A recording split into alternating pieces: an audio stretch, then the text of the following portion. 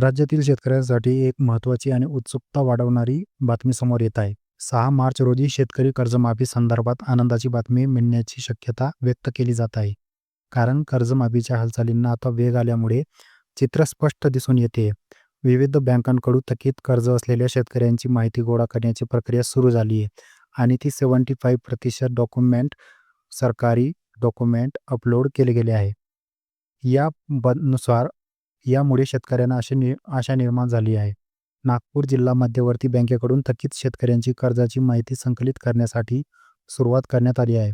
बँकेच्या सर्व शाखांना अर्जदार शेतकऱ्यांची संपूर्ण कागदपत्रे जमा करण्याचे निर्देश सरकारकडून देण्यात आले आहे.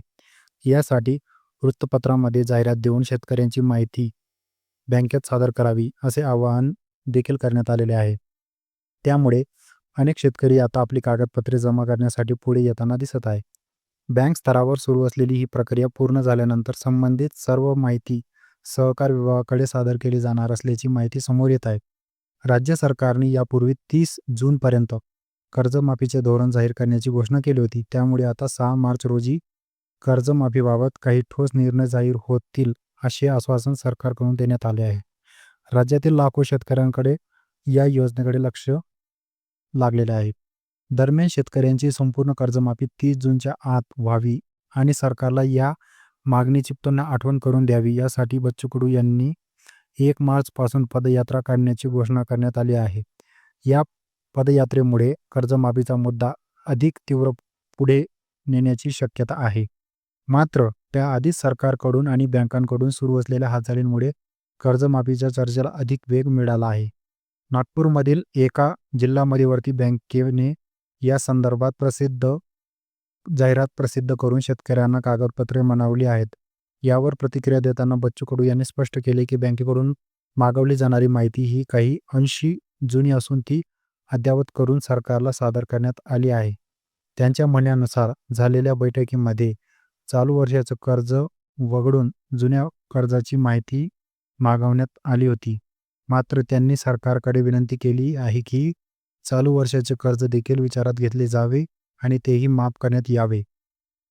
ते पुढे म्हणाले की दुष्काळग्रस्त शेतकऱ्यांना कर्जमाफी देण्यात यापूर्वी अनेकदा आश्वासन देण्यात आले होते आणि कोणत्याही गरीब शेतकरी या मदतीपासून वंचित राहू नये याची भूमिका आहे. सध्या मात्र कोणत्या वर्षाचे कर्ज माफ केले जाईल याबाबत स्पष्ट अजून सांगितलेले नाहीये. त्यामुळे नोटीस 2026 पर्यंत कर्जदारांची माहिती नमूद करण्याचे वाचण्यांनी सांगितलेले आहे. कर्जमाफीची अंमलबजावणी करताना सरकारने सरसकट सर्व पात्र शेतकऱ्यांचे समावेश करण्यात यावा असे ठाम आग्रह आहे. गरीब शेतकरी कोणताही सुटू नये आणि व्यापक पातळीवर निर्णय घ्यावा अशी भूमिका त्यांनी मांडली आहे. सरकारला कर्जमाफीची आठवण करून देण्यासाठी शेतकऱ्यांना मागण्यांना बळ देण्यासाठी काढण्यात येणाऱ्या पदयात्रेबाबत त्यांनी पत्रकार परिषद घेऊन सविस्तर माहिती देण्यात सांगितलं आहे. या पदयात्रेची स्वरूप, मार्ग आणि उद्दिष्ट याबाबत लवकरच अधिकृत माहिती समोर येणार आहे. एकूण पाहता बँकांकडून सुरू असलेल्या कागदपत्र संकलन सहकार विभागाकडे पाठवले जाणार आहेत. सरकारची 30 जूनपर्यंत धोरण जाहीर करण्याची घोषणा आहे आणि 6 मार्चची संभाव्य तारीख सर्व घडामोडींमध्ये राज्य शेतकरी कर्जमाफीचा मुद्दा पुन्हा एकदा चर्चेत केंद्रस्थानी आला आहे. आता 6 मार्च प्रत्यक्ष शेतकऱ्यांचा दिलासा देणारी गोड बातमी घेऊन येतो.